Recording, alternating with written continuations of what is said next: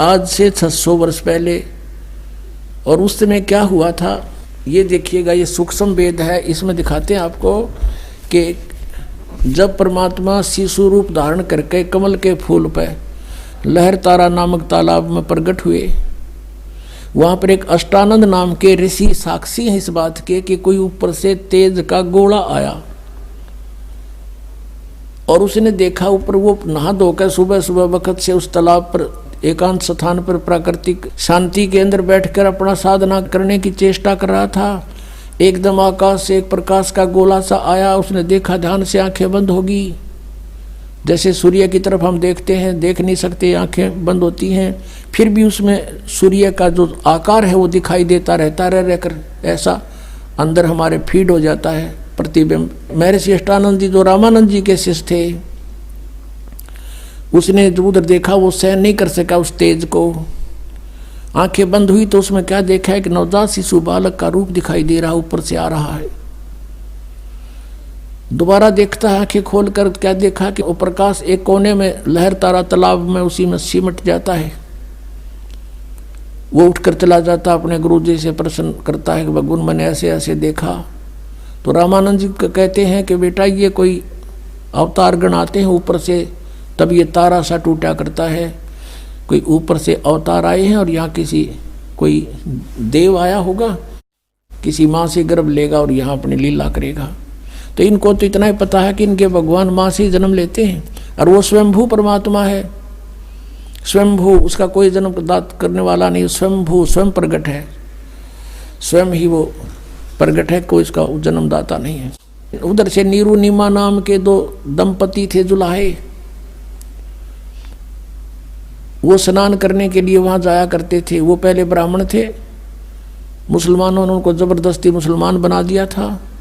वो भले ही मुसलमान बन गए थे लेकिन वो अपने आत्मा से भगवान शंकर को नहीं निकाल पाए थे, उन्हीं की अंदर से उसी की आराधना करते रहे। उस दिन भी उन्होंने यही कहा कि हे भगवान शिव जी, क्या हमारे लिए, उसकी पत्नी ने कहा, क्या आपकी दासी के लिए आपके घर पे बच्चों की कमी पड़ गई, हमें भी एक खिलौना दे देते, हमारा भी जीवनाधार बन जाता। ऐसे करते हुए लहर तारा तालाब पर पहुँचे। वहाँ क्या देखा, नवजात शिशु कमल के फूल पर पाया, घर ले आए। 25 दिन के हो गए, ना जल पीवे ना दूध पीवे और फले फूले ऐसे जैसे किलो दूध पीता हो बच्चा डेली, और स्वस्थ इतने। अब उसकी जो मुँह बोली माता नीमा वह बहुत दुखी होगी, बहुत बुरी तरह रोने लगी। हे भगवान शिव जी, आपने या तो सुनना नहीं था या तो ये देना नहीं था, अब दे कर ले रहे हो भगवान। अब मैं नहीं जीऊँगी इस बालक बिना, ना जाने इस बच्चे ने मेरे पर क्या जादू कर दिया, मैं इसके बिना जीवित नहीं रह सकती। 25 दिन हो गए, कुछ खाया नहीं, अब ये मरेगा, साथ मरूंगी मैं, पक्का इरादा। तब परमात्मा ने प्रेरणा की, शिव भगवान को करे करावे साइया मन में लहर उठा। शिव जी एक साधु रूप बनाकर वहाँ प्रकट हो गए, क्योंकि वो शिव जी को याद करके रो रही थी। तो पूछा, माई क्या बात है, क्यों रो रही है? सारी कथा बताई, सारी कहानी बताई कि एक दिन हृदय से पुकार की थी, 60 वर्ष की आयु होगी, संतान नहीं थी। एक दिन प्रार्थना की थी अपने शिव भगवान से, उन्होंने हमारी सुनी। एक लहर तारा तालाब के ऊपर कमल के फूल पर ये बालक दे दिया।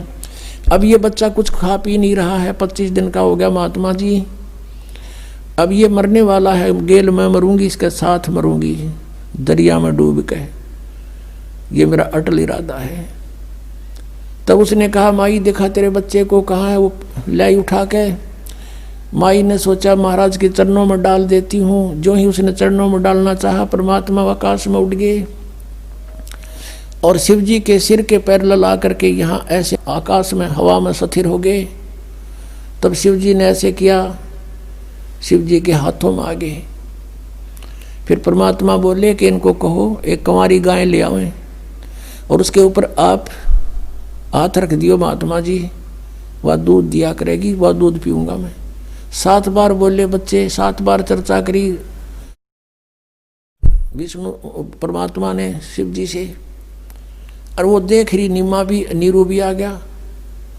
नीमा देख रही है, वो ये सोच रही है कि इस महात्मा में इसी करामात है, मेरा बेटा आकाश में उड़ा दिया, इसी महात्मा में ये करामात है, यूँ बोल रहा है बच्चा 25 दिन का। अब कहते हैं जगत का पेख ना पेखा, धनी का नाम ना लेखा।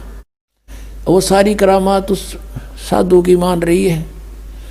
जैसा भी आदेश था, शंकर भगवान ने कहा कि नीरू जा एक कुंवारी गाय ले और कोरा बर्तन ला, कुमार के साफ छोटा सा वो ले आया। भगवान शिव जी ने उस पर कमर पर हाथ मार दिया, लंबे लंबे सतन हो गए, दूध अपने आप सर्वित हो गया, थनों में से निकलना धार बंद की। वो साफ पात्र जो लाए थे कुमार के घर से वो नीचे रख दिया, पात्र भरते ही बंद हो गया। तो परमात्मा को दूध पिला गया, गट गट पी गए। अब ये लीला भगवान करता है, वेद बताते हैं, और करी भगवान के इतिहास बताता, उनकी लीला बताते हैं कि उन्होंने ऐसा किया। तो परमात्मा कौन फिर? वेद बताते हैं कि वो कुंवारी गायों का दूध पीता है। और पिया किसने? कृष्ण तो लागड़ गाँव रखा करता, 200 400 ये थी, इन्होंने पिया, कुंवारी गाय का पिया। इनकी जीवनी में लिखा हुआ ये दिखाते हैं आप। ये है कबीर सागर, ये परमात्मा की लीला लिखी है इसके अंदर। ये 5वां वेद है, सूक्ष्म वेद, खेमरा श्री कृष्ण दास प्रकाशन बम्बई, ये वहाँ से प्रकाशित है। यहाँ प्रथम खंड कबीर पंथी भारत पथिक स्वामी युगलानंद बिहारी द्वारा परिष्कृत, यानी कबीर पंथियों का लिखा हुआ, दास ने अपनी तरफ से नहीं लिखा कुछ भी इसमें किसी में। मुद्रक एवं प्रकाशक है खेमरा श्री कृष्ण दास, अध्यक्ष श्री वेंकटेश्वर प्रेस, खेमरा श्री कृष्ण दास मार्ग बम्बई, इतने। अब इस पे लिखा है ज्ञान सागर में, ये देखिएगा ज्ञान सागर के 74 पृष्ठ पे, ये 74 पृष्ठ है। इसमें कहते हैं सुन जुल्हा बन भयो आनंदा, जिमी चकोर पायो निश्चंदा। जैसे रात में चकोर पक्षी ने चांद दिख जा, कहते ऐसे बच्चा मिला तो इतनी खुशी हुई।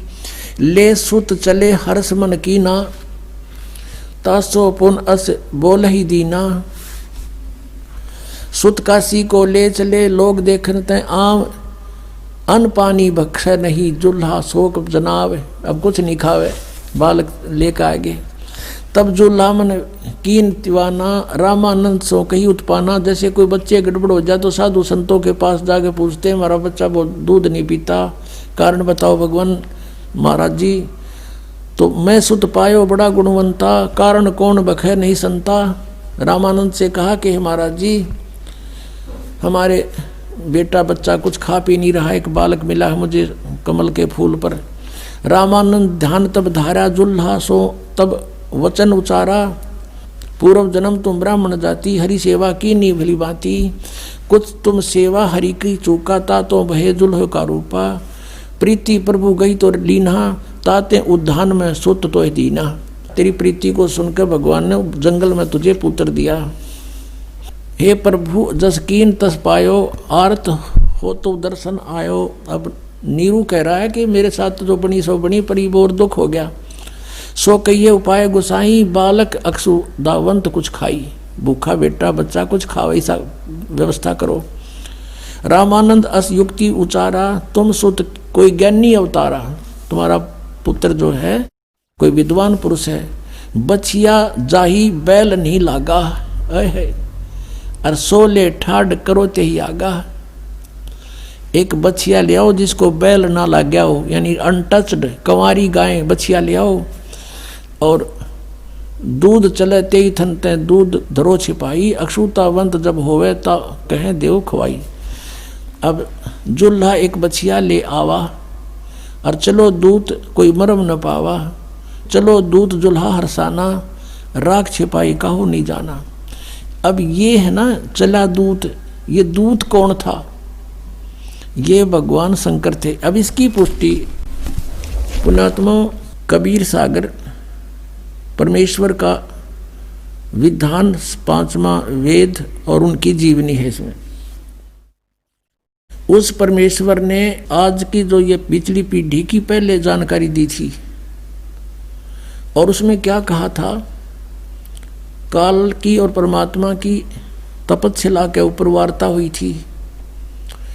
तो काल ने कहा था कि 3 युगों में जीव कम ले जाना, और चौथा युग जब कलयुग आवे तब तब शरण जीव बहु जावे, और ऐसा वचन हर मोह दीजे तब गवन संसार ही कीजिए।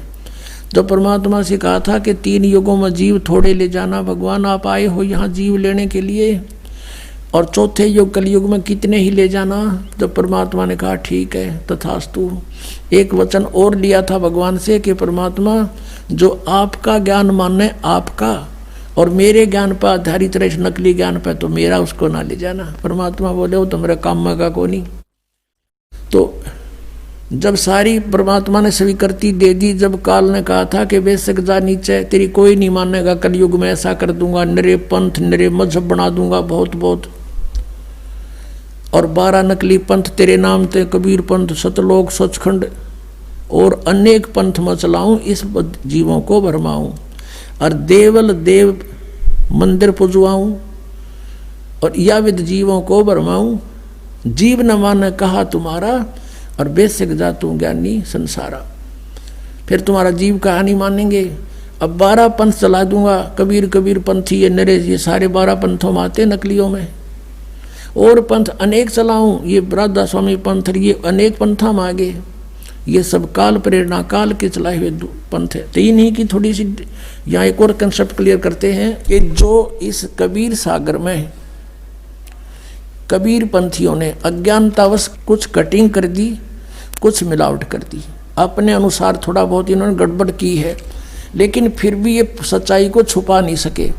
इस मालिक को पता था कि 600 साल में कुछ गड़बड़ी काल करवा देगा, काल के दूत कबीरपंथी होंगे।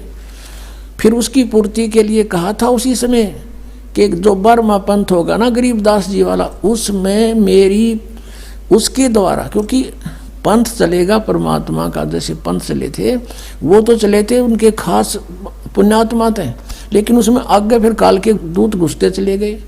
तो बर्मा पंथ जो गरीबदास जी का होगा उसमें मेरी महिमा की वाणी फिर से प्रकट होगी, और वो जो मिलावट कर दी गई है या कोई जिसका जिसी समझ में आई उसने काट कर अपने हिसाब से लिख ली, कुछ एक स्थानों पर, सारी नहीं, तो उसकी पूर्ति उस वाणी से होगी जो गरीबदास जी बोलेगा। और वो ऐसा ही है। पहले ये दिखाते हैं कि 12 पंथ कौन कौन से हैं। अब देखिएगा ये वही कबीर सागर है, ये देखिएगा कबीर वाणी, एक अध्याय है इसमें कबीर वाणी, और ये 136 पृष्ठ पे है ये। अब नीचे देखेगा 12 पंथ चलो सो भेद, यानी 12 पंथ काल फुरमाना, और भूले जीव न जाए ठिकाना है। इन 12 पंथों में काल का फुरमान, काल का आदेश, उसका ज्ञान भरा रहेगा। और इन 12 पंथों में जो नाम ले रखा है कबीर पंथों में, ये कभी ठिकाने नहीं जा सकते। ताते आगम कह हम राखा, वन समारा चूड़ामणि शाखा। यहाँ ठीक लिखा कि वन समारा चूड़ामणि शाखा। प्रथम जग में जागू बरमावे, और दूसरा सुरत गोपाल, तीसरा मूल निरंजन, चौथा टकसार पंथ, 5वां बीजक पंथ, और छठा ये सतनामी पंथ, और 7वां ये जीवा पंथ, ये राम कबीर पंथ। इस तरह के 12 पंथ। अब यहाँ इन्होंने थोड़ी गड़बड़ कर दी, इन्होंने यहाँ चूड़ामणि लगा दिया, यहाँ चूड़ामणि को वंश से बाहर कर दिया। प्रथम ये लिखना था, ये प्रथम वंश है, ये प्रथम वंश चूड़ामणि, और आगे शाखा। अब इसका यहाँ भेद चलेगा। ये है कबीर चरित्र बोध, और इसके ये 1870 पृष्ठ पे, 1870 पे यहाँ देखिएगा कबीर साहब के पंथों का वृंतांत। नंबर 1 है नारायण दास का पंथ। यहाँ इन्होंने ये नारायण दास पंथ गलत लिख दिया, क्योंकि नारायण दास तो कति कबीर से विमुख, कबीर जी से विमुख था, उसने तो ये स्वीकार ही नहीं किया था। यहाँ लिखना था प्रथम चूड़ामणि का पंथ, और दूसरा याज्ञोदास, तीसरा सूरत गोपाल, चौथा मूल निरंजन, 5वां टकसारी पंथ, और छठा भगवान दास का पंथ, सतनामी 7वां, 8वां कमाली पंथ, ये कमाल का पंथ, कमालिये, ये कमालिये लिखना था। राम कबीर पंथ 9वां, परमधाम की वाणी 10वां, और 11वां जीवा पंथ, और 12वां गरीबदास पंथ। ये गरीबदास छुड़ाने वाले उनका बर्मा पंथ है ये।